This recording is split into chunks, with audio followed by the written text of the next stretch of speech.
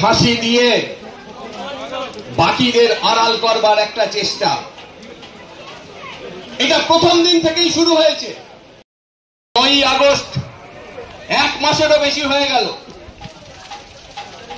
আরজি করে ওই চিকিৎসক শিক্ষার্থী তাকে ধর্ষণ করে খুন করা হলো। সংবাদপত্রে যা বেরিয়ে এলো, খবরে যা বেরিয়ে এলো, তাতে এটা প্রমাণিত হলো, নিশ্চিত হলো, মানুষ জানতে পারলো